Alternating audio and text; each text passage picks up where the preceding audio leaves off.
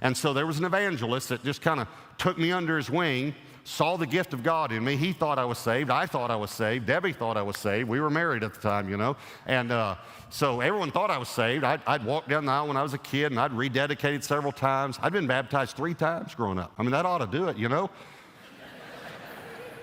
And so I offended people all the time. And so I'm with this guy, and he's the one, he's in this motel room. He was going to speak somewhere, and he said to me, well, you did it again. And I said, what do you mean I did it again? He said, well, you offended so-and-so. These were some people I'd been with the week before. I said, really? He said, oh, yeah. He said, you really offended them. And I remember thinking, I thought I was on my best behavior that night. And it just kind of settled on me, I just can't do this. And then he made this statement to me. He said, you know, Robert, maybe you've never laid your insecurity on the cross. And when he said it, I can't tell you the conviction, because the day before I had said to Debbie, I said, you know, I may not truly be saved.